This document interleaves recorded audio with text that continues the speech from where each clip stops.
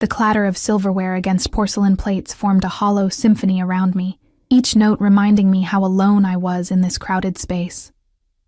Luciano's was the kind of Italian restaurant where the lighting remained perpetually dim, where crystal glasses caught amber reflections from candles, and where I didn't belong. Not anymore. My hands trembled as I smoothed down the black pencil skirt that had once fit perfectly, but now hung loose around my hips. 6 weeks of barely eating will do that to you. 6 weeks of looking over my shoulder, of jumping at shadows, of sleeping with a knife under my pillow. More water, miss? I flinched as the waiter materialized beside me, pitcher poised above my barely touched glass. His name tag read Eric, and his smile seemed genuine, but I'd learned not to trust friendly faces. Yes, please, I whispered, forcing a smile that didn't reach my eyes. My gaze drifted across the restaurant as Eric filled my glass. That's when I saw him. He sat 3 tables away, partially obscured by an ornate column, but unmistakable even in profile. Dark hair swept back from a face that belonged on ancient Roman currency, all sharp angles and cold perfection. His suit was charcoal gray, impeccably tailored to broad shoulders. No tie. The top 2 buttons of his crisp white shirt remained casually undone, revealing a slice of olive skin. Alexander Castellano, the man whose name was whispered in fear throughout the city. I quickly looked down at my barely touched risotto, heart hammering against my ribs. What was he doing here? This wasn't his territory. The East Side belonged to the Moretti family. Or at least, that's what Jack had told me. Jack, the thought of him sent a fresh wave of nausea rolling through me. My fiancé. No. My ex-fiancé, who had disappeared 3 days ago after emptying our joint account and leaving me with nothing but his debts and his enemies. Is everything all right with your meal? Eric returned, concern etched between his brows. It's perfect, I lied, forcing myself to take a bite.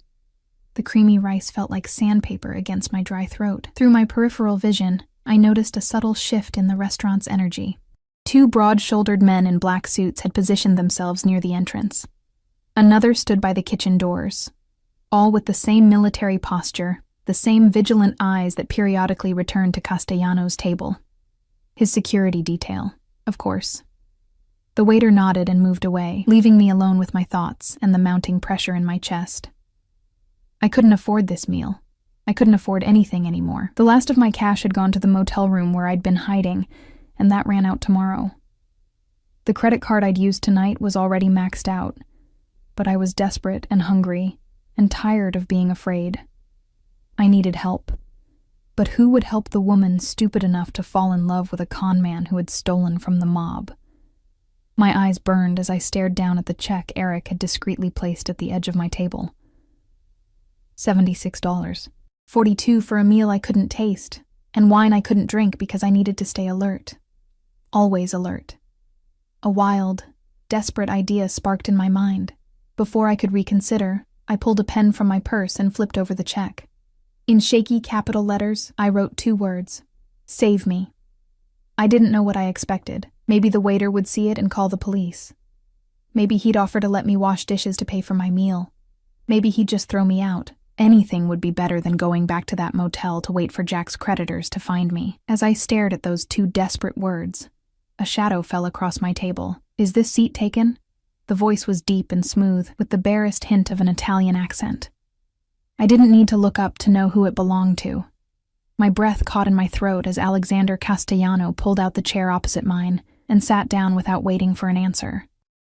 Up close, his eyes were darker than I'd imagined, almost black in the dim light, studying me with an intensity that made my skin prickle. I believe we have a mutual acquaintance, he said conversationally, as if discussing the weather. I couldn't speak. Couldn't move. His presence seemed to consume all the oxygen around us. With elegant fingers, he turned over the check I had forgotten to hide, studying my desperate plea.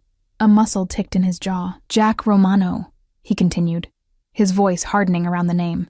You're his fiancé, yes? Ex, I managed to whisper. Ex-fiancé. Something flashed in those dark eyes. Interest, perhaps, or calculation. One of his security men approached, leaning down to whisper something in Castellano's ear. He nodded almost imperceptibly, eyes never leaving my face. What's your name?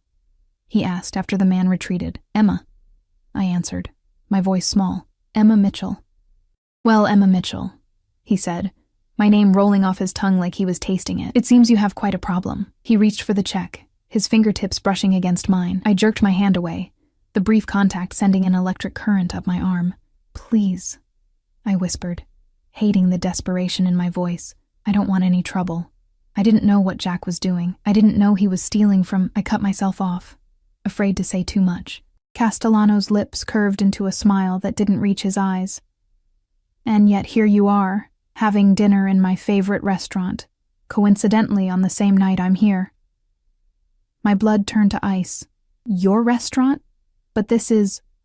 Moretti territory? He chuckled, the sound devoid of humor. Not anymore.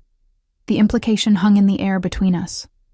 Whatever power struggle had been brewing in the city's underworld had apparently been resolved, and not in the Moretti's favor. I had nowhere else to go, I admitted, the truth spilling out before I could stop it. He took everything. The apartment, our savings. I have nothing left. His dark gaze traveled over my face, assessing, calculating. I felt stripped bare under that stare. Nothing. He repeated softly. The way he said it made me acutely aware of how I must look to him, vulnerable, desperate, cornered. A woman with nothing left to lose, or perhaps everything left to lose. Your bill has been taken care of, he said abruptly, rising to his feet. He towered over me, blocking out the soft lighting. My driver will take you somewhere safe. It wasn't a request. I can't accept that, I stammered, panic rising in my throat. I'd heard stories about Castellano's generosity, how it always came with strings attached, strings that bound you to him permanently. His smile was cold. You asked for salvation, Emma. I'm offering it. But the alternative, he cut in smoothly, is that I leave you to whatever fate awaits when Jack's other creditors find you. And they will find you. Tonight, most likely. The blood drained from my face. How do you know? That they're looking for you. He leaned down, his cologne, something woodsy and expensive, enveloping me. Because I own Jack's debt now. All of it. Every last favor, every last dollar. And do you know what that means, Emma? I shook my head mutely. It means I own you too. The restaurant seemed to fade away, the ambient noise receding until all I could hear was the pounding of my own heart. This was worse than I'd imagined. So much worse. You have 30 seconds to decide, he said, checking his watch.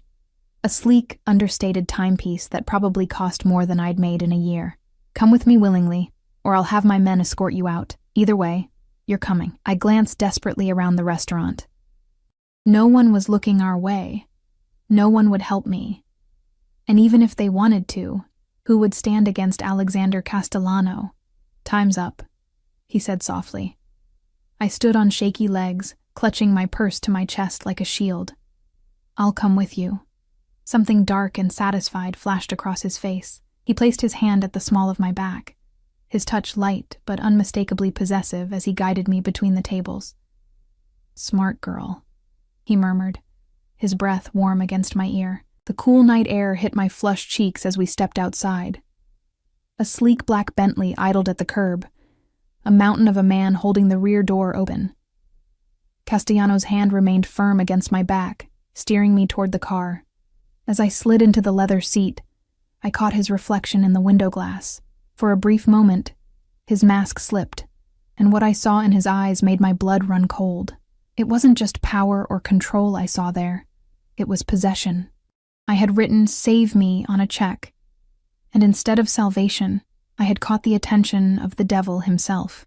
And as the car pulled away from the curb, I realized with absolute certainty that Alexander Castellano had no intention of ever letting me go. The Bentley glided through the city streets like a shark through dark water. I sat rigid against the butter-soft leather, acutely aware of Alexander Castellano beside me, his presence filling the spacious back seat until I could barely breathe. He hadn't spoken since we left the restaurant, his attention focused on the sleek phone in his hand, fingers moving rapidly across the screen. Through the tinted windows, I watched familiar neighborhoods blur past, then unfamiliar ones, until the glittering high-rises of downtown gave way to the exclusive waterfront district, where penthouses sold for 8 figures, and privacy was the ultimate luxury. "Where are you taking me?" I finally asked, my voice sounding small in the hushed interior. Castellano slipped his phone into his jacket pocket and turned those obsidian eyes on me. "Somewhere safe." Safe for whom? A hint of a smile touched his lips. "Careful, Emma." That almost sounded like defiance. I swallowed hard and looked away, focusing on the heavy gold signet ring on his right hand. A lion's head was engraved into the flat surface, its tiny ruby eyes catching the intermittent glow of streetlights. "You're afraid," he observed. Not a question. Shouldn't I be? His gaze traveled over my face, lingering on my lips before returning to my eyes. "Fear is a natural response to power you don't understand. It doesn't have to stay that way."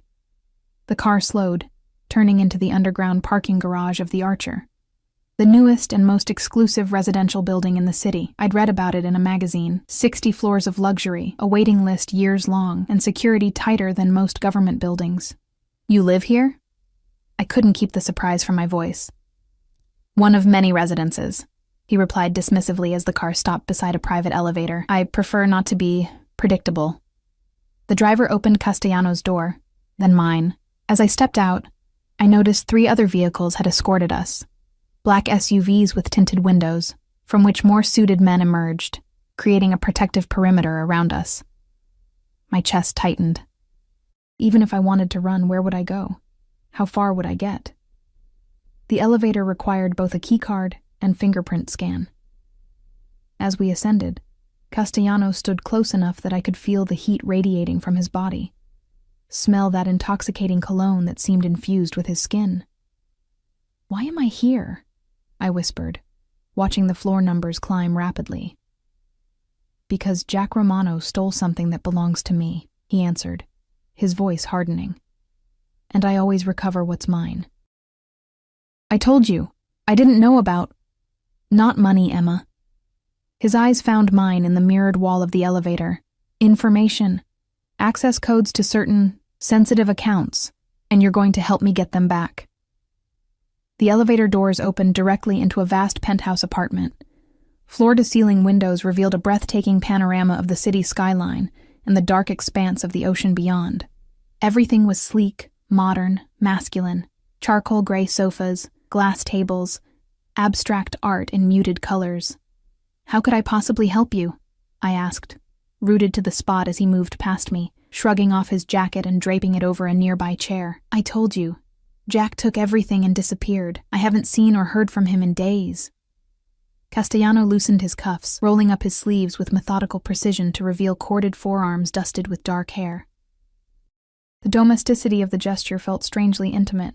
"He'll contact you," he said with absolute certainty. "Men like Jack, they always circle back to what they perceive as easy prey." The casual cruelty of his assessment stung, even though I knew it was probably true. I'd been Jack's safety net, his adoring audience, his willing fool for 2 years. And what happens when, if, he does contact me? "You'll tell him exactly what I instruct you to tell him." Castellano moved to a bar cart in the corner, pouring amber liquid into 2 crystal tumblers.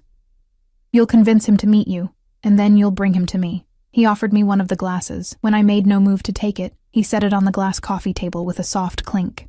"I won't help you kill him," I said, my voice steadier than I felt. Something dangerous flashed in his eyes. "You assume you have a choice. There's always a choice. Is there?" He took a step closer. "Let me clarify your situation, Emma Mitchell.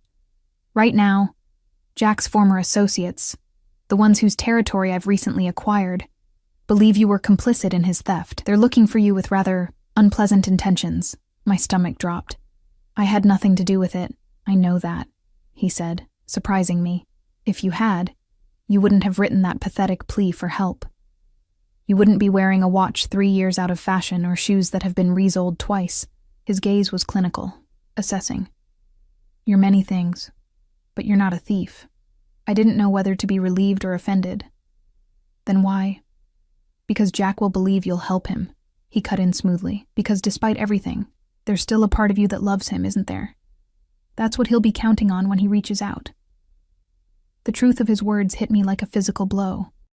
Even after everything Jack had done, even knowing he'd used me, lied to me, stolen from me, there was still a traitorous part of my heart that remembered how it felt when he smiled at me, when he held me, when he promised me forever.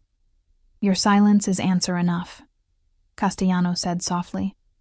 I wrapped my arms around myself, suddenly cold despite the comfortable temperature of the penthouse. What if I refused to help you? He considered me for a long moment, then sighed as if disappointed.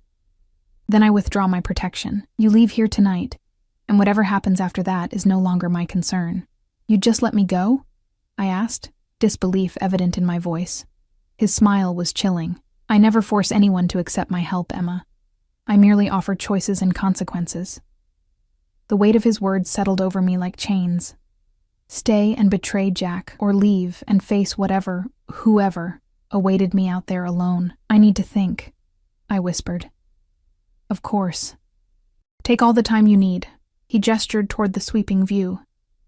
The city looks different from up here, doesn't it? Less chaotic, more controllable. He moved closer, until we stood side by side before the vast windows. Below us, the city twinkled like fallen stars, beautiful and distant. That's the thing about perspective, Emma. From down there, he pointed toward the streets far below. I might seem like a monster, but from up here, he turned to face me, so close now that I could see the faint shadow of stubble along his jaw. From up here, I'm the one who keeps the real monsters at bay. Something in his voice made me look up, meeting his gaze. For a fleeting moment, I glimpsed something unexpected behind the cold calculation in his eyes. A flash of genuine emotion, quickly masked. There's a guest room prepared for you, he said, his tone businesslike once more. You'll find everything you need, clothes, toiletries. I took the liberty of having your things collected from that motel. A chill ran through me. How did you know where I was staying? I make it my business to know things, Emma. Especially about people who interest me. The way he said interest made heat creep up my neck. I took a step back, needing distance from his overwhelming presence. Why would I interest you? I'm nobody. His expression darkened. You undervalue yourself. That's Jack's influence, I suspect. Before I could respond, the elevator doors opened, and one of his security men stepped out, holding a small overnight bag, my overnight bag from the motel. Your belongings, sir, the man said, his gaze carefully averted from mine. Castellano nodded a dismissal, taking the bag himself rather than having it brought to the guest room. An oddly personal gesture that caught me off guard. Thank you, I said automatically when he handed it to me, our fingers brushing briefly. He studied me with those penetrating eyes. You have good manners. That's rare these days. My mother believed in raising a proper Southern girl, I replied, the mention of home bringing a sudden, acute wave of homesickness. Charleston seemed a lifetime away now, though it had only been 3 years since I'd left for what I thought would be an adventure in the big city. And yet here you are, he observed, a very long way from home. I clutched my bag tighter. We all make mistakes, some more costly than others. He gestured toward a hallway to the right. Second door on the left. The room has its own bathroom. You'll find the kitchen fully stocked if you're hungry. The sudden shift to practicalities was disorienting. One moment he was threatening me, the next offering me food like a considerate host. Why are you doing this? I asked, the question escaping before I could stop it. He tilted his head slightly, considering. Let's just say I have a particular interest in seeing Jack Romano pay for his indiscretions. It can't just be about money, I pressed, emboldened by exhaustion and the surreal nature of the situation. Something dangerous flickered across his face. You're right. It's not. He stepped closer, closing the distance between us until I had to tilt my head back to maintain eye contact. Slowly, deliberately, he reached out and tucked a strand of hair behind my ear, his fingertips lingering against my cheek. Jack took something that wasn't his, he said, his voice a low growl that sent involuntary shivers down my spine. He should have known better than to touch what belongs to me. I stood frozen, barely breathing, as his thumb traced the curve of my lower lip. Rest, Emma, he said, dropping his hand. Tomorrow we begin. Begin what? I wanted to ask, but the words died in my throat as he turned and walked away, disappearing down another hallway without a backward glance. Left alone in the vast living room, I felt smaller and more vulnerable than ever. The city sprawled beneath me, a glittering cage I couldn't escape. Somewhere out there, Jack was hiding. Somewhere out there, people wanted me dead. And here I was, in the lion's den, with no choice but to trust the most dangerous predator of all. I found the guest room exactly where Castellano had indicated. Like the rest of the penthouse, it was elegant and impersonal. A king-sized bed with charcoal gray bedding, minimalist furniture, another stunning view of the city. The adjoining bathroom was bigger than my entire studio apartment had been, with a rainfall shower and deep soaking tub. On the bed lay a silk nightgown I definitely didn't own, tags still attached. La Perla. I didn't need to check the price to know it cost more than my monthly rent. The implications made my cheeks burn. Did he expect me to? No. This was just another power play, another way to remind me who was in control. I left the nightgown where it lay, choosing instead to sleep in my own t-shirt and shorts after a long, hot shower that failed to wash away the feeling of being watched, assessed, owned. As I slid between the cool sheets, exhaustion crashed over me in waves. I hadn't slept properly in days, jumping at every sound in that dingy motel room, terrified of every shadow. Despite everything, despite the danger, despite the uncertainty of what tomorrow would bring, I felt my eyelids growing heavy. The last thing I saw before sleep claimed me was the city beyond the windows, a sea of lights that seemed to whisper secrets in the darkness, and somewhere in that darkness, Alexander Castellano was waiting, planning, watching. I had asked to be saved. I wasn't yet sure if I'd been rescued or captured. I woke to sunlight streaming through floor-to-ceiling windows, and the disorienting sensation of unfamiliar luxury. For a moment, I couldn't remember where I was. The sheets were too soft, the silence too complete, the mattress too comfortable. Then it all came rushing back. The restaurant, the desperate plea. Alexander Castellano. A quick glance at the bedside clock showed it was nearly 10 in the morning. I'd slept for almost 12 hours. My body had finally surrendered to exhaustion, despite the precariousness of my situation. The events of the previous night felt almost dreamlike in the harsh light of day, but the unfamiliar surroundings confirmed the reality. I wasn't dreaming. I was in Alexander Castellano's penthouse, caught in a web of his making. A soft knock at the door made me start. "Miss Mitchell?" A woman's voice, crisp and professional. "Mr. Castellano asked me to check if you need anything." "Breakfast is ready whenever you are." I pulled the sheets higher, suddenly conscious of my worn sleep clothes. "I'll be out in a few minutes, thank you." Footsteps retreated down the hallway. I exhaled slowly, trying to gather my thoughts. Apparently, Castellano had staff. Of course he would. I wondered how many people moved through this space, invisible until needed, like the woman at the door. My overnight bag yielded little in the way of appropriate clothing. Everything I owned now fit into that small bag. A few changes of clothes, basic toiletries, and the framed photo of my parents that I hadn't been able to leave behind when I fled the apartment. I settled on jeans and a simple blouse, both slightly wrinkled from being hastily packed. After brushing my teeth and attempting to tame my sleep-tousled hair, I steeled myself to face whatever awaited beyond the bedroom door. The penthouse was even more impressive by daylight. Sunlight bounced off glass and steel surfaces, highlighting artwork I hadn't noticed the night before. Abstract paintings and sculptures that probably cost more than I'd earn in a lifetime. I followed the scent of coffee to the kitchen, a gleaming expanse of marble and high-end appliances. A slender woman in her 50s stood at the counter, arranging fruit on a platter. She looked up as I entered, her expression carefully neutral. "Good morning, Miss Mitchell. I'm Mrs. Winters, Mr. Castellano's housekeeper." Her voice matched the one at my door earlier. "What would you like for breakfast? I can prepare eggs, pancakes, or perhaps an omelet." "Just coffee, please," I said, uncomfortable with being waited on. "Black is fine." She poured coffee from a carafe into a delicate porcelain cup. "Mr. Castellano insists his guests eat properly. Perhaps some fruit and toast to start? The way she said guests made me wonder how many women had stood in this kitchen before me, disoriented and out of place in Alexander Castellanos' world. That would be fine. Thank you. Mrs. Winters worked with quiet efficiency, setting a place for me at the kitchen island.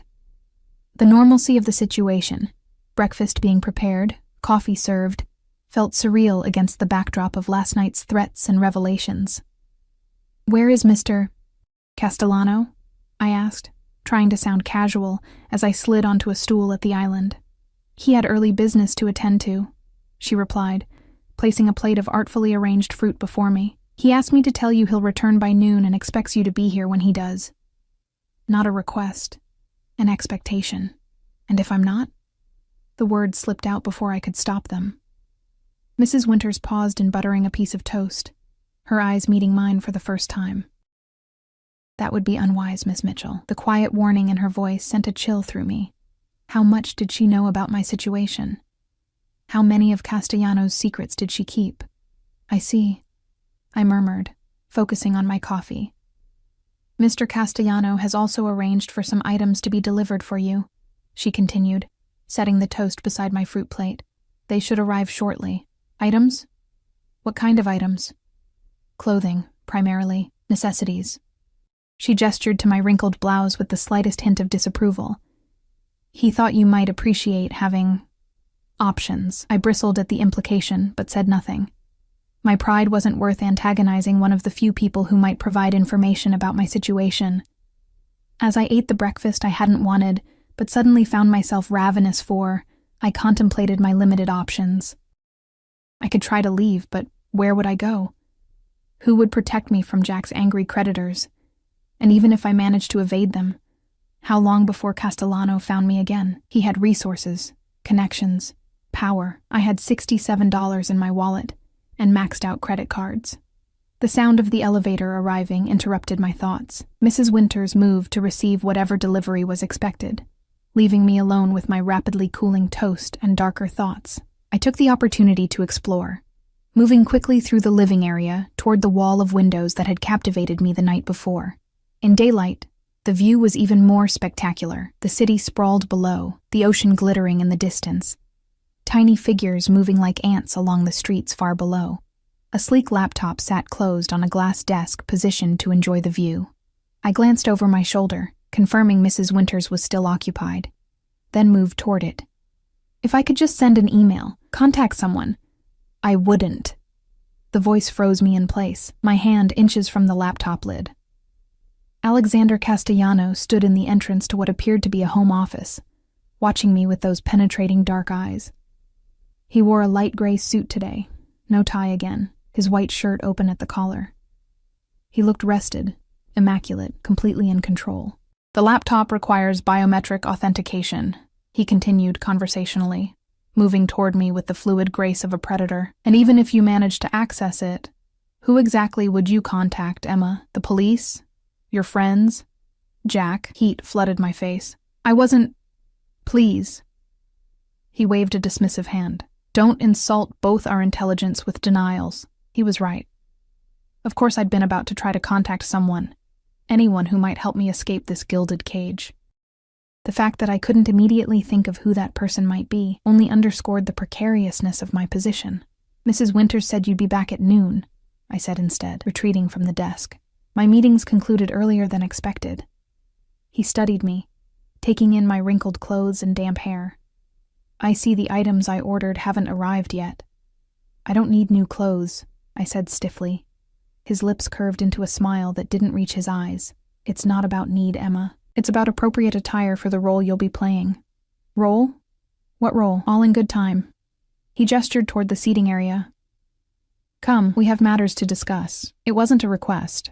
I followed him to the arrangement of sleek sofas, perching on the edge of one while he sat opposite me, completely at ease. "Your phone," he said, extending his hand. "Hand it over." I clutched my purse tighter. "Why?" "Because Jack will contact you soon. Probably today." My heart skipped. "How could you possibly know that?" "Because I've made sure he knows exactly where you are." His smile was cold. "And with whom?" The implication hit me like a physical blow. You're using me as bait. I prefer to think of it as creating an opportunity. He leaned forward, hand still extended. The phone, Emma.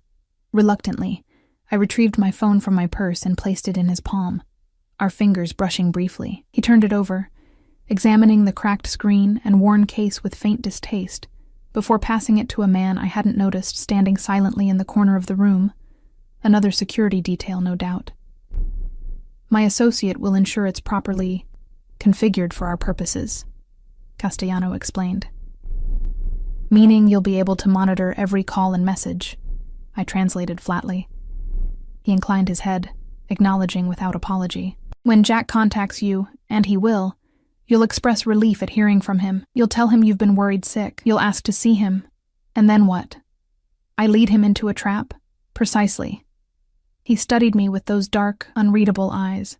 The question is, will you be convincing enough? Jack knows you, after all. He'll sense if something is wrong. I looked away, unable to hold his gaze. Why would I help you? Jack may have betrayed me, stolen from me, but I don't want his blood on my hands. Who said anything about blood? Castellano's voice was silky smooth. I simply want what he took from me. And once you have it, what happens to him then? What happens to me? He leaned back, regarding me thoughtfully. That depends entirely on how cooperative you both prove to be. The threat hung in the air between us, unspoken but unmistakable. What did he take from you? I asked, desperate to understand what had placed me in this impossible position. You said it wasn't just money. Something dangerous flashed in Castellano's eyes. Information. The kind that could prove inconvenient in the wrong hands. Blackmail material, I guessed. Let's call it leverage. He rose suddenly, moving to the bar cart where crystal decanters caught the sunlight. Drink? It's barely 11 in the morning. Time is a social construct, Emma. He poured amber liquid into a tumbler for himself. Especially in our current situation. Our situation. As if we were partners in this twisted scenario rather than captor and captive. Was it worth it? I asked, a new thought occurring to me. Whatever Jack took, was it worth ruining my life over? Castellano paused, glass halfway to his lips. Your life was already ruined the moment you got involved with Jack Romano. I'm merely offering you a chance to salvage something from the wreckage. By betraying him. By surviving him. He took a slow sip of his drink, watching me over the rim of his glass. Make no mistake, Emma. If the Moretti family finds Jack before I do, they won't stop with him. They'll come for you next. Guilt by association is a powerful concept in our world. A cold shiver ran through me. You keep saying our world like it's separate from everyone else's. Like you live by different rules. We do. The simplicity of his statement was chilling. The sooner you accept that, the better your chances of navigation this situation successfully. The elevator chimed, interrupting whatever I might have said in response. Mrs. Winters appeared moments later, followed by two young women carrying multiple garment bags and shopping bags bearing the logos of high-end designers.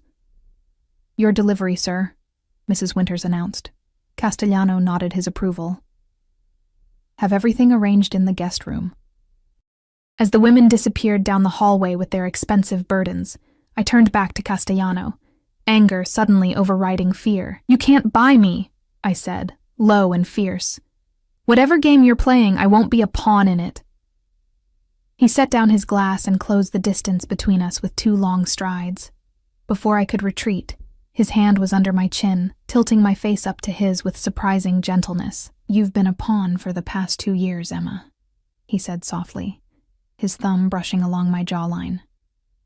The difference is, I'm offering you a chance to become a player instead. His touch burned against my skin, a mixture of threat and something else. Something I refused to acknowledge, even to myself. I don't want to play at all, I whispered. Too late.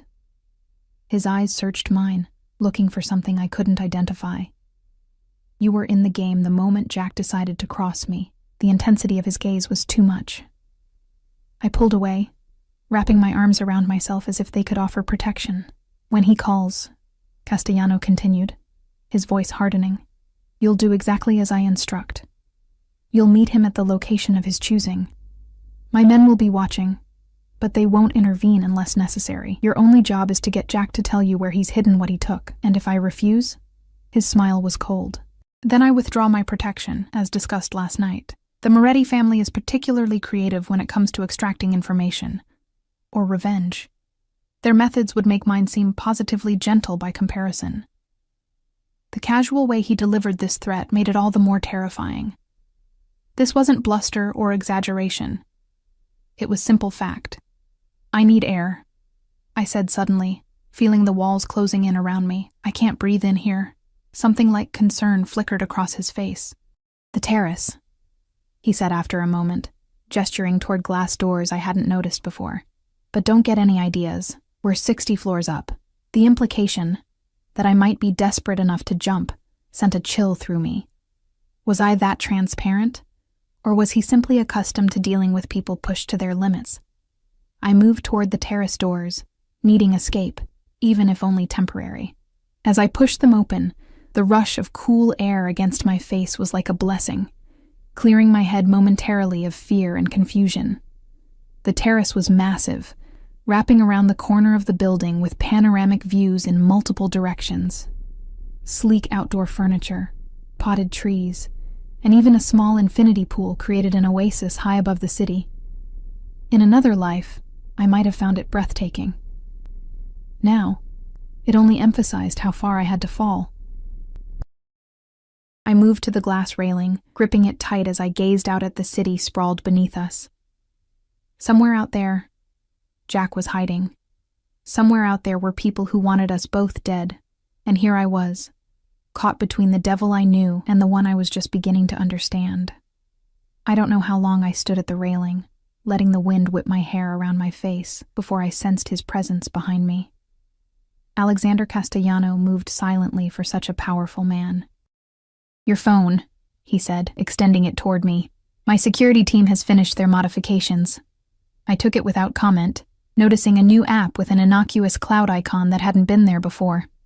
Tracking software, no doubt. "It will notify me of any incoming calls or messages," he confirmed, reading my thoughts. "Don't bother trying to remove it or reset the phone. It would be counterproductive." I slipped the phone into my pocket. "Is there anything in my life you don't intend to control?" His eyes glinted dangerously in the sunlight. "Control is safety, Emma. The sooner you understand that, the easier this will be for both of us." "Easy for you, maybe."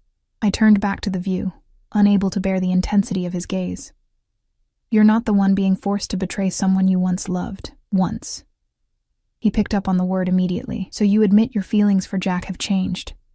I gripped the railing tighter. He emptied our joint account and left me with his debts. "What do you think?" "I think," he said, moving closer until I could feel the heat from his body, "that emotions rarely submit to logic, especially love." There was something in his voice, a hint of bitterness, perhaps, or old pain, that made me glance up at him.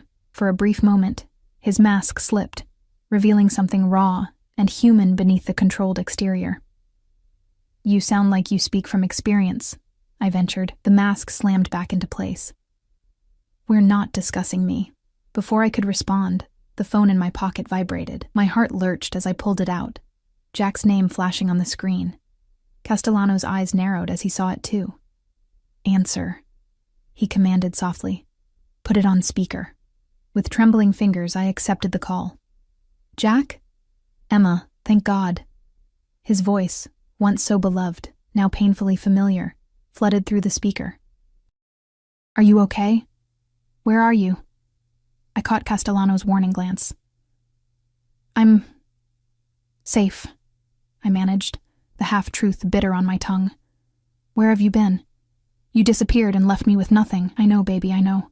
I'm so sorry." The contrition in Jack's voice sounded genuine, but I'd learned the hard way how good an actor he could be. I had to leave quickly. There were complications. Complications?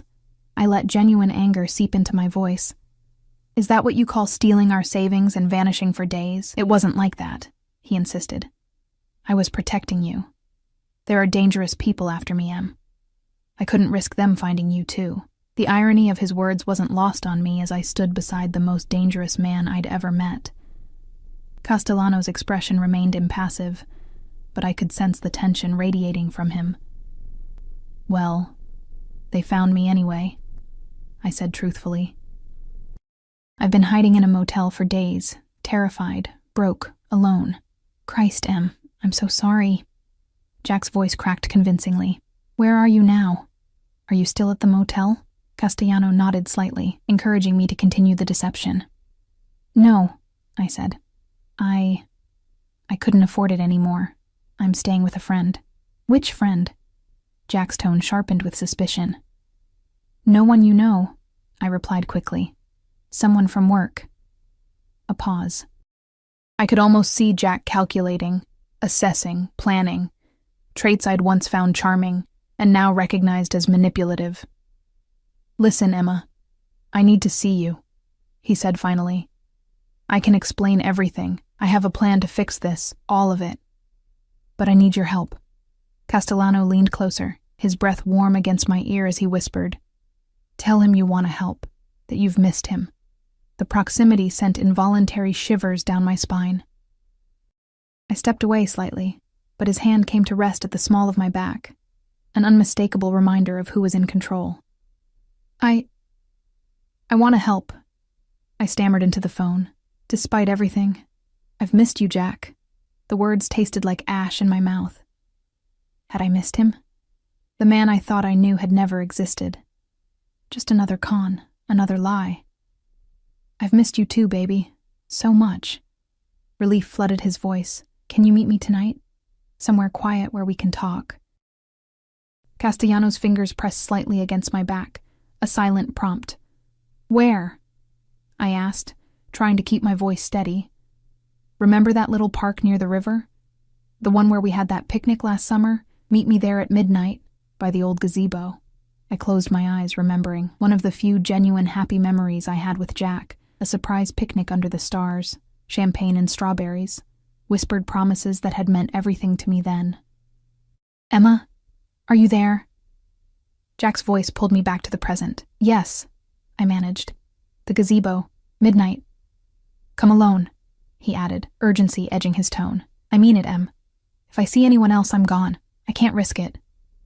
Castellano's jaw tightened, but he nodded once, signaling me to agree. "I'll be alone," I promised, the lie burning my throat.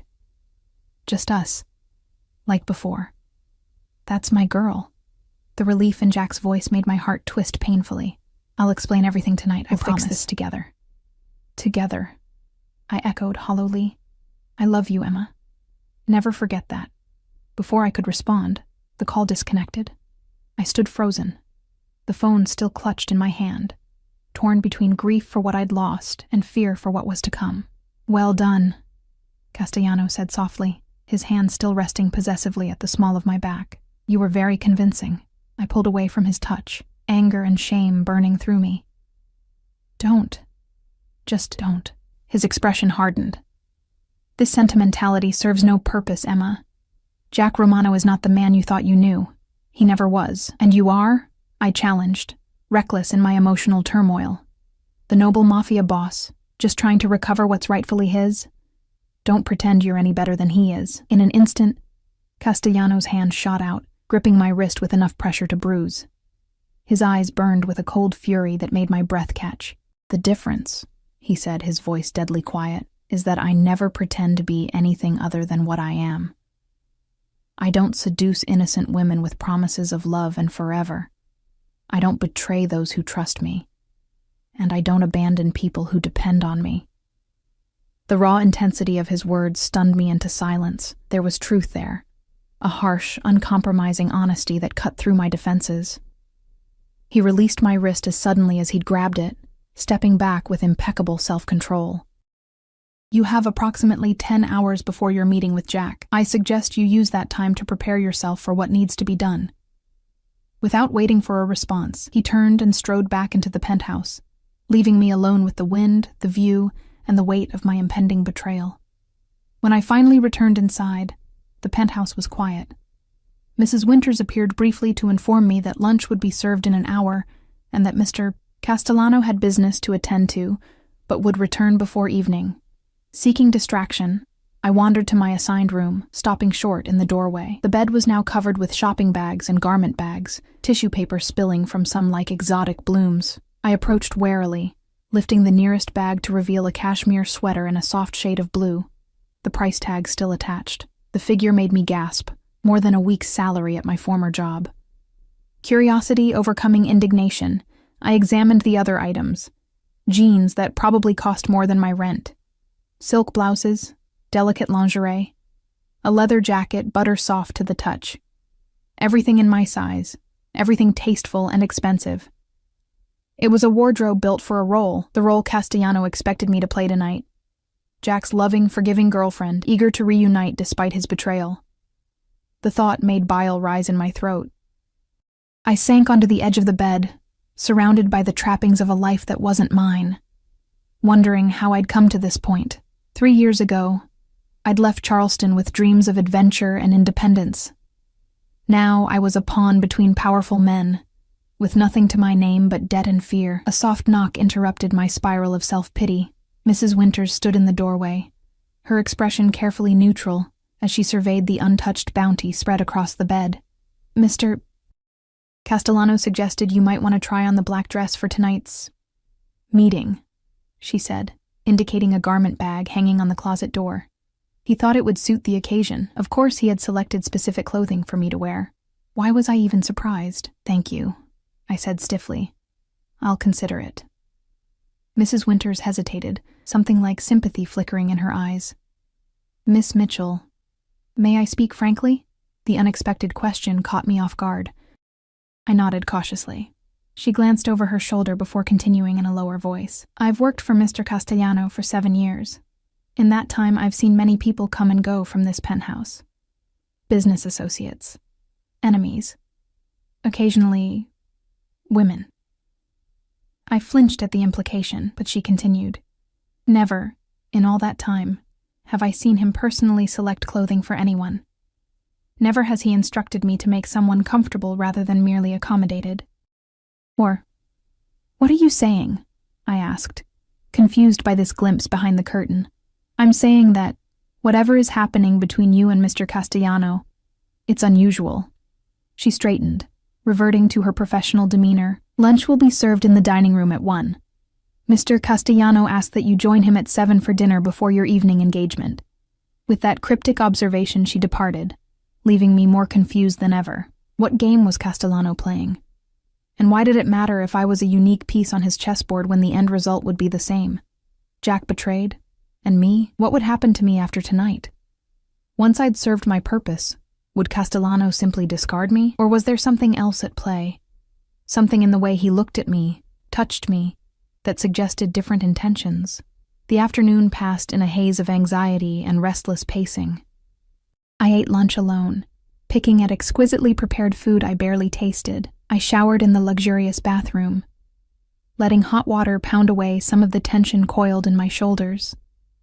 I even tried on some of the new clothes, hating myself for admiring how perfectly they fit, how the soft fabrics felt against my skin. By 6, I was a bundle of raw nerves.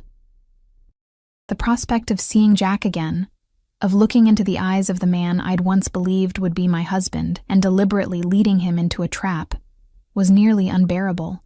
When 7 o'clock approached, I finally unzipped the garment bag containing the black dress Mrs. Winters had mentioned.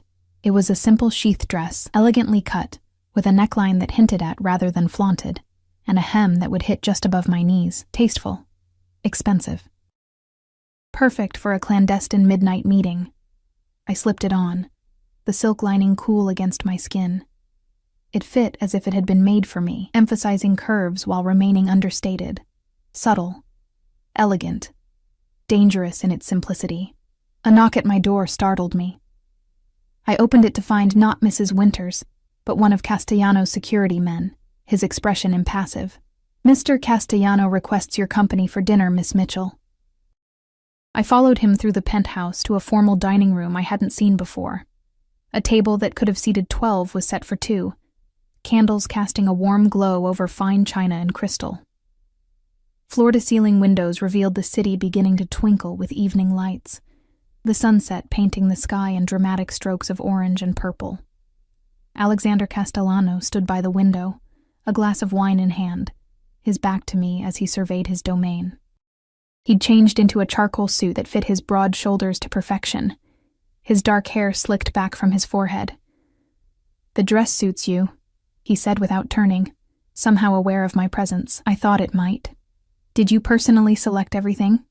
I asked, recalling Mrs. Winters's strange revelation. Now he turned, his dark eyes traveling over me in a slow appraisal that made heat rise to my cheeks. "I have an eye for quality," he said simply. "And for what complements natural beauty?" The unexpected compliment threw me off balance. I'm not sure how to respond to that. "You don't need to respond. It's merely an observation." He gestured to the table. "Please sit. We have matters to discuss before tonight." I took the indicated chair, noting the careful placement, not at the opposite end of the long table, but adjacent to the head where he seated himself, close enough for intimate conversation, yet still maintaining the hierarchy he clearly valued.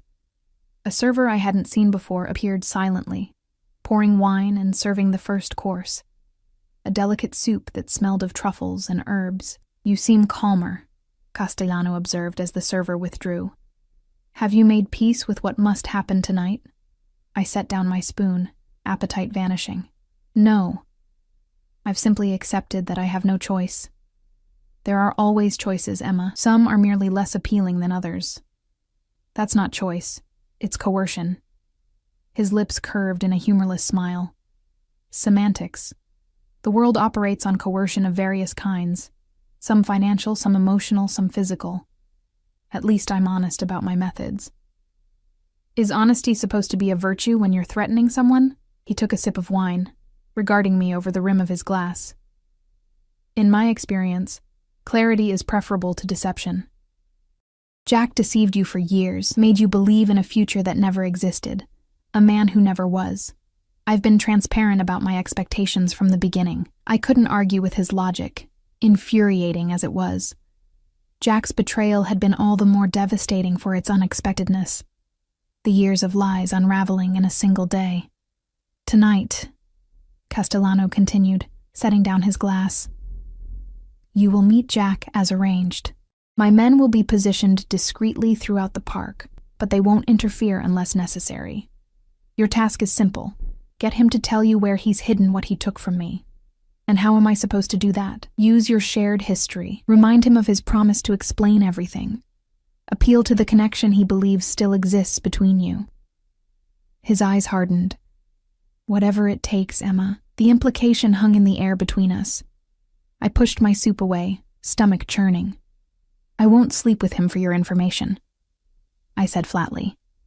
Something dangerous flashed in Castellano's eyes. Not anger, but something darker, more possessive. "That won't be necessary," he said, his voice deceptively soft. "But you might need to let him believe it's a possibility. And after I get this information, what then? My men will take Jack into custody. You will return here with my driver." He resumed eating as if discussing nothing more consequential than the weather. "Your part will be finished.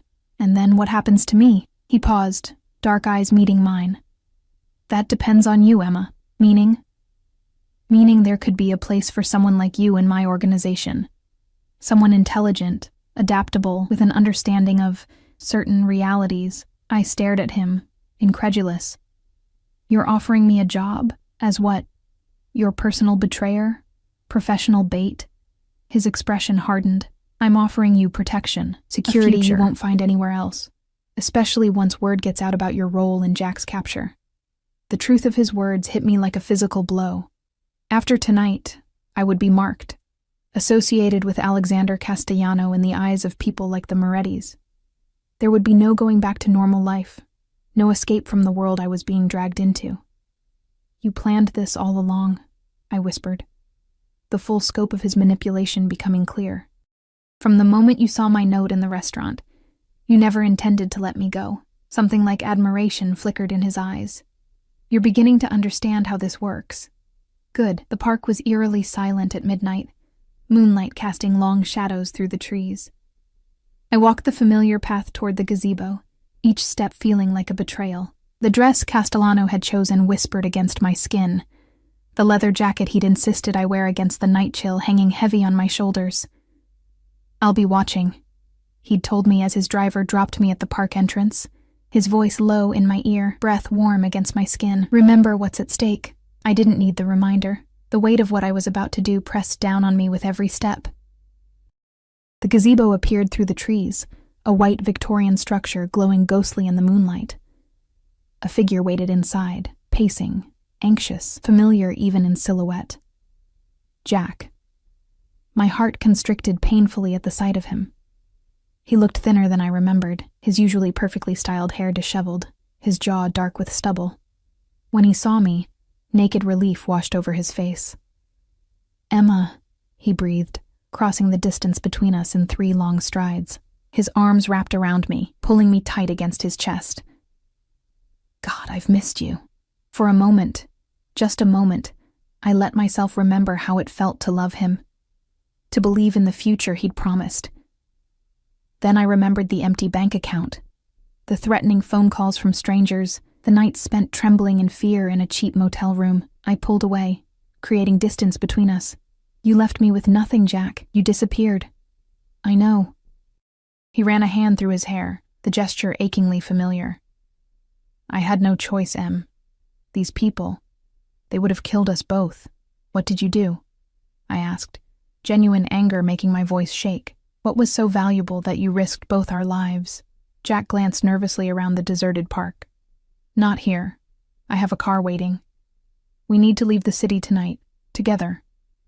"I'm not going anywhere until you explain," I insisted, taking another step back. "You owe me that much." His expression tightened, calculation replacing contrition. I recognized that look now, the subtle shift when he was adjusting his approach, recalibrating his manipulation. "It's complicated," he said, reaching for my hand. I let him take it, though his touch no longer sent the familiar thrill through me. I was working for Alexander Castellano, laundering money through some accounts, but I found something, Emma, something I wasn't supposed to see. My pulse quickened. Now we were getting somewhere. "What did you find?" "Evidence." His voice dropped to a whisper. "Financial records linking Castellano to the murder of Antonio Moretti's son last year, the one everyone thought was a rival gang hit." I kept my expression neutral, though inside my mind was racing. This was what Castellano wanted, what Jack had taken. Evidence of murder. "So you, stole these records?" I asked, trying to sound horrified rather than calculating. Jack's eyes gleamed with something like pride. "I copied everything to an encrypted drive. Insurance, you know. But then Castellano's security team started asking questions, looking at my access logs. I knew it was only a matter of time before they figured it out. So you ran." I couldn't keep the bitterness from my voice. "And left me behind to face them." He had the grace to look ashamed. "I had to move fast. I thought they wouldn't connect you to it, that you'd be safer if I just disappeared." "Well, you thought wrong." I snapped, the anger real now. "They found me, Jack. The Morettis. They thought I knew where you were, what you'd taken." Fear flashed across his face. "Christ, Emma, I'm so sorry. Did they hurt you?" I looked away, letting him interpret my silence however he would. Let him think I'd suffered for his actions. In a way, I had. "We need to leave," he repeated, more urgently now. "I have new identities arranged, enough money to start over somewhere they'll never find us." "The evidence," I pressed, forcing myself to touch his cheek, to look into his eyes with what I hoped passed for love rather than loathing. "Where is it now?" His expression softened at my touch, still so easy to manipulate despite being a manipulator himself. "Somewhere safe. A storage locker at Central Station, hidden inside an old family photo album. The key is in my pocket." My heart pounded. I had what Castellano wanted. Now I just needed to signal his men without alerting Jack. "The Morettis are still looking for me," I said, taking his hand. "For us, how do I know we'll be safe? Once we're out of the country, I'll anonymously send copies of the evidence to the FBI, to every news outlet in the city," Jack explained, his confidence returning. "Castellano will be too busy fighting murder charges to chase us." I'd heard enough. It was time to end this charade. I stepped back, removing the leather jacket as if warm despite the cool night air, the signal Castellano and I had arranged. Jack frowned. "What are you doing?" It's freezing. Actually, I said, my voice steadier than I felt. It's quite warm for October. Confusion crossed his face, followed quickly by dawning comprehension as the shadows around the gazebo shifted, taking human form. Emma? Betrayal and disbelief warred in his eyes. What have you done? What you forced me to do, I answered truthfully. Jack lunged forward, but he never reached me. Two of Castellano's men materialized from the darkness, restraining him with brutal efficiency. You bitch, he spat, struggling against their grip. You set me up. After everything we've been through, after everything you put me through, I corrected coldly. A black SUV pulled up on the nearby service road, headlights cutting through the darkness. Another figure emerged, tall, imposing, unmistakable even in silhouette. Alexander Castellano approached with unhurried confidence, stopping beside me. His hand came to rest at the small of my back, a gesture both possessive and oddly protective. Jack, he greeted, his voice pleasant, as if encountering an old friend. It's been what? 9 days since you disappeared with my property? Jack's struggles ceased, his face draining of color as he fully grasped his situation. Castellano. How did you... His eyes darted to me, comprehension and fury mingling in his expression. You've been with him all along. Not all along, Castellano corrected mildly. Only since she reached out for help. His thumb stroked small circles against my back, a gesture Jack didn't miss, his eyes narrowing. So that's it? Jack sneered, looking between us. You traded up for a bigger fish? I never took you for a gold digger, Em. The accusation stung despite everything. You left me with nothing, Jack, with your debts, with people threatening my life because of what you stole. What did you expect me to do?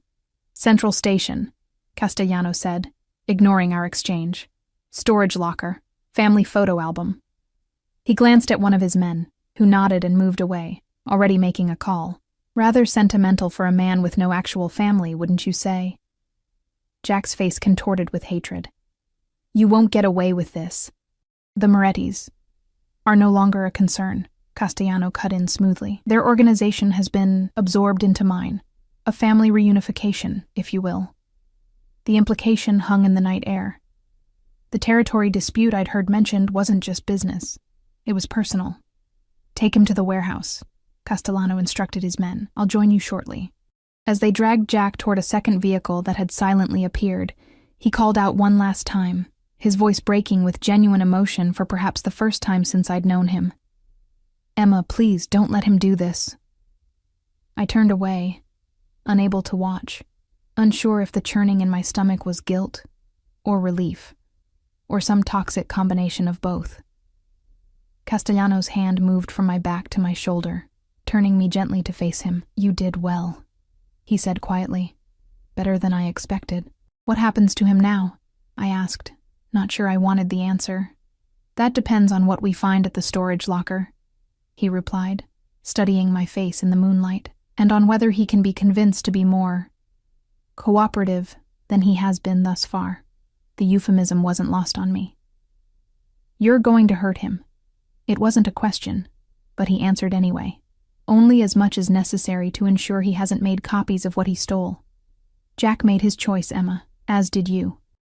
A choice that wasn't really a choice at all. We both knew that. Come, he said, guiding me toward the waiting SUV. My driver will take you back to the penthouse. Mrs. Winters will attend to whatever you need. And you? I asked, pausing at the car door he held open. His expression hardened. I have business to conclude with your former fiancé. Something in his tone made me shiver. For all his cultured manners and expensive suits, Alexander Castellano was still a man who operated outside the law, who held life and death in his hands with casual authority. Please, I said, surprising myself by touching his arm. Don't kill him. Castellano went still, looking down at my hand on the fine wool of his suit jacket, then up to my eyes. Why do you care what happens to him after what he did to you? I don't want more blood on my hands, I admitted. I've betrayed him. That's enough. He studied me for a long moment, his expression unreadable in the shadows. Finally, he nodded once. Very well. If the drive contains only what he claims, he'll live. Exile, not execution. It was more mercy than I'd expected, and probably more than Jack deserved, but relief washed through me nonetheless. "Thank you," I whispered. Something softened in his eyes. "Get some rest, Emma. We'll talk tomorrow about your future." The future. A concept that had seemed hopeless just days ago, now looming before me with terrifying uncertainty. As the SUV pulled away, I caught a final glimpse of Castellano standing in the moonlight, watching me leave, his powerful silhouette etched against the night sky, like something from a dark fairy tale. The beast who had saved me from one monster only to claim me for himself. I woke the next morning to sunlight and the distant sound of the penthouse elevator arriving.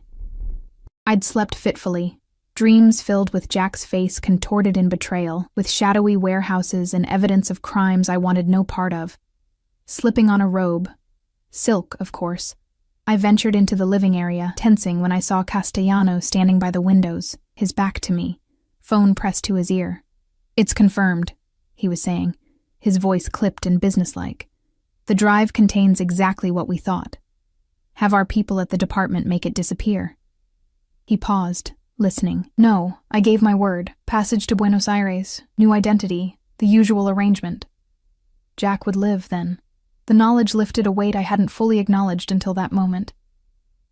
Castellano ended the call, turning as if sensing my presence. He looked immaculate, as always, though the faint shadows under his eyes suggested a sleepless night. "Good morning," he said, slipping the phone into his pocket. "I trust you slept well?" "As well as could be expected." I hesitated, then asked the question burning in my mind. "Is it over?" "Yes." He moved to the kitchen island, where coffee waited in an elegant carafe. "Jack is already on his way out of the country. The evidence has been contained. The Moretti situation was resolved last week, before he'd even found me in that restaurant. The realization that I'd been part of a much larger plan all along made me dizzy. And me?" I asked quietly. "What happens to me now?" Castellano poured 2 cups of coffee, adding cream to one before offering it to me. He'd noticed how I took my coffee, I realized. A small detail, but somehow significant. "That," he said, "is entirely up to you." I accepted the coffee with a skeptical look. "Is it really?" "Within parameters." His lips curved slightly. "I meant what I said last night. There could be a place for you in my organization." "Doing what? I'm not a criminal." "Neither am I, technically speaking." He sipped his coffee. "My businesses are legitimate. Real estate, import, export, private security, banking. With illegitimate edges," I countered. He inclined his head, conceding the point. "The world isn't as black and white as you were raised to believe, Emma. There are many shades of gray between law and crime, between right and wrong. And where do you fall in that spectrum?" His dark eyes held mine. "I protect what's mine. I honor my commitments. I deal severely with enemies and generously with allies. Beyond that, morality becomes subjective." It wasn't really an answer, but it told me more about him than perhaps he intended. Alexander Castellano operated by a code, not society's, but his own. "What would I be to you?" I asked, the question emerging before I could reconsider it. "If I stayed." Something flickered in his eyes, heat, possession, perhaps even the beginnings of genuine affection. At first, an asset, someone who's proven her value and loyalty. And later, he set down his cup, closing the distance between us with deliberate steps. That would depend on many factors: chemistry, compatibility. His voice dropped lower. Mutual desire. My breath caught as he reached out, tucking a strand of hair behind my ear, his fingers lingering against my cheek. The touch sent electricity coursing through me, fear and something else I wasn't ready to acknowledge. "And if I wanted to leave?" I asked, forcing myself to maintain eye contact despite the intensity of his gaze. "To start over somewhere else?" His expression tightened almost imperceptibly. "I would provide sufficient resources for you to establish a new life, new identity, comfortable financial cushion. But you would need to disappear completely. No contact with anyone from your past. No return to this city, ever." The finality in his tone made it clear. If I left, There would be no coming back, no second chances. Why? I asked. Why offer me these choices at all? Why not just dispose of me once I'd served my purpose with Jack? His jaw clenched, genuine anger flashing in his eyes. Is that who you think I am?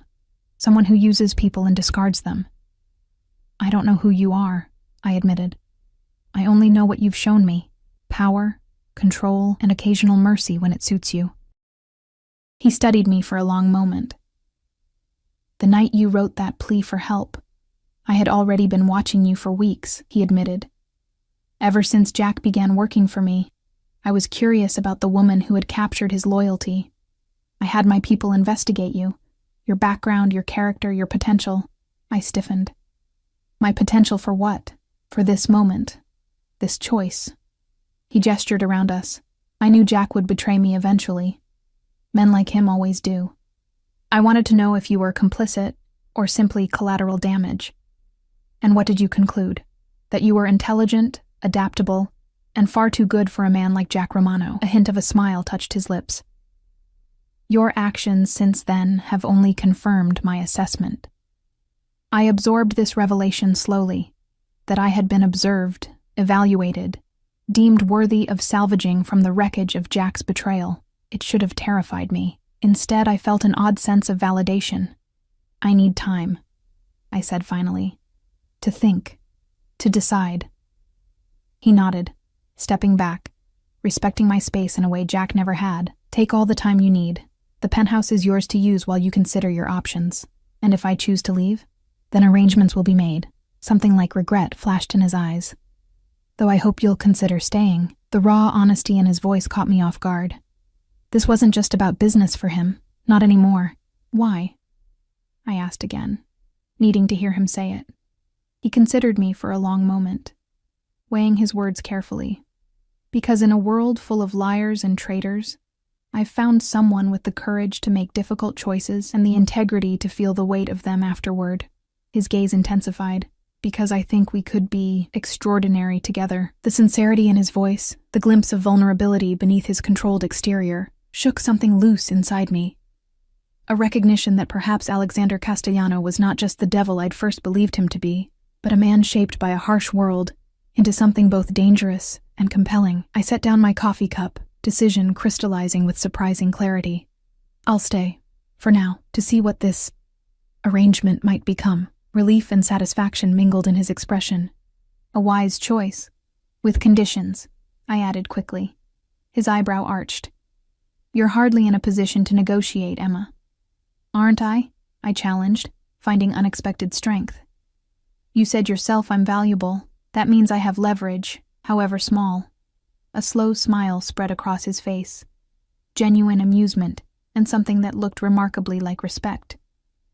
Name your terms. I won't participate in anything illegal. I won't be used as bait again. And I need some measure of independence. My own bank account, my own space, eventually my own place to live. He considered this for a moment, then nodded. Acceptable. Though I'll add security provisions to the living arrangements. Your connection to me makes you a potential target. One more thing, I said, heart pounding with my own boldness. Whatever develops between us, it has to be real. Not another transaction, not another power play. I've had enough manipulation to last a lifetime. His expression softened, almost imperceptibly. On that, we are aligned. He held out his hand. Do we have an agreement? I looked at his extended hand, the hand of a man who commanded an empire in shadows, who held power of life and death, who had orchestrated my salvation and Jack's downfall with equal precision. But also the hand of a man who had kept his word, who had shown mercy when asked, who looked at me with something more complex than mere desire or calculation. I placed my hand in his, feeling the warm strength of his grip, the potential of what we might become together. We have an agreement, I said. His fingers tightened around mine, sealing a pact that felt less like capitulation and more like the first step on a new path. Dangerous, uncertain, but mine by choice, not coercion. 6 weeks ago, I had written "Save Me" on a restaurant bill, a desperate plea from a woman with nothing left to lose. I couldn't have imagined then where that plea would lead, to betrayal and revelation, to hard choices and unexpected possibilities. To Alexander Castellano, who had indeed saved me, though not in any way I could have anticipated. As he drew me closer, his dark eyes holding promises of protection and passion in equal measure, I realized that sometimes salvation comes in unexpected forms. Sometimes the devil who notices your plea is exactly the angel you need. And sometimes, when you have the courage to face the darkness, you find unexpected light within it and within yourself. I had written "Save Me" on a bill. Now I was saving myself.